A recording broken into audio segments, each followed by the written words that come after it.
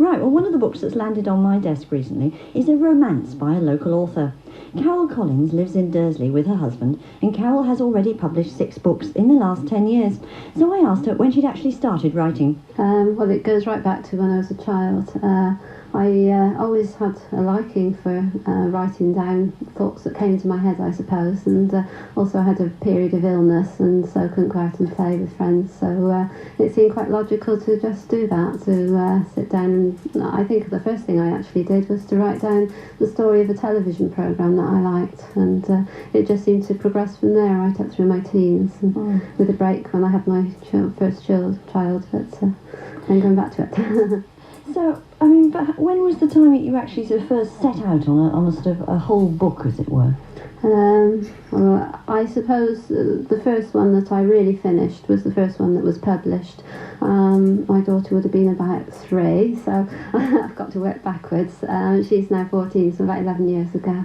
Yes, I think it was published about 10 years ago. And they've all been romantic fiction? Yes, more or less. Some have got a thriller aspect to them, but on the whole, yes. Very strong romantic line anyway. Now, why is that? Is that what you like to read yourself? Yes, I suppose I've got a very strong romantic streak somewhere deep within me, but also they're very simple to write, so you don't have to do a lot of research, which I'm not very keen on. I do a little, but I prefer not to do great amounts. I like to just write. So, I mean, lots of people have an ambition to have a book published, so just how easy is it? I mean, all right, you've done it, you've typed it up, so what's the next step? Well, it's not easy. They do tell you to try and get an agent if you can, because a lot of publishers prefer to take from an agent rather than direct from you. But all you can do is keep trying. I think the last I heard, I think they accept about 1 out of every 200 books. I don't know if that's still about right, but... So I suppose one of the things is to find a publisher which is actually publishing your sort of book, the sort of book that you've written. Oh yes, that would, yes. It's no good sending a romance to somebody that isn't interested. It's just a waste of their time and your own. Carol Collins' latest book is called A Pair of Golden Handcuffs, and the publishers, Robert Hale, are particular about the moral content of their Rainbow Romance series. Yes, they're quite fussy. They're fussier than, for instance, Mills and Boon, actually. They don't like too much sex at all, which actually suits me quite well because I'm a Christian. I'm very keen to stay within moral boundaries, really. I mean, having said that, I mean, reading A Pair of Golden Handcuffs, I did come across one fairly steamy passage. Oh dear.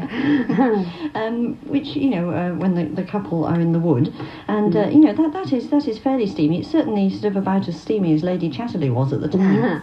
Yes, but there's one small difference. They're married, so I feel in a sense that they're allowed that. I wouldn't do it with a single couple, but that's me. Yeah, and they're married to each other. Yes, they're married to each other, yes. So tell me about, I mean, the hero in this book is called Ross, so, I mean, first of all, I mean, everyone must ask you, is he based on anyone in particular? No, not really. I think it's a composite of various characters, people you know, your own ideas of a romantic hero, and others you've read about. It just seems to come together. I usually start off by thinking about their profession, because I think that colours your picture of the character from there. But does he have to be a romantic hero? Does he have to be tall and good looking and have a wonderful physique and so on?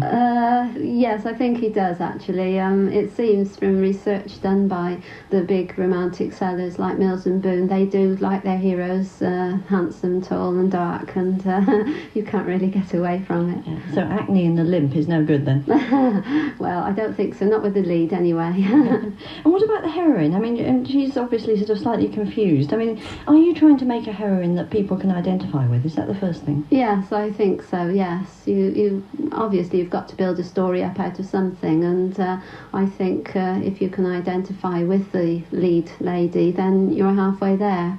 But I think, Ross's daughter is perhaps the next strongest character, and she was quite important to me because I've got a cousin who's paralysed, and obviously I built her character, as she is in a wheelchair as well, upon my cousin's.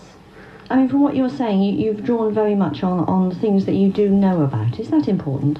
Oh, I think so, yes. It's no good trying to write about things that are strange to you. There's no way you're going to be convincing, and you can't identify yourself. You have to be able to identify with what you're writing about. It's got to be real. Well, that book, A Pair of Golden Handcuffs, is published by Robert Hale. It's what I call a small format hardcover. It's like a sort of paperback book with a hardcover sort of attached to it, and it costs £7.50, and it's 158 pages long.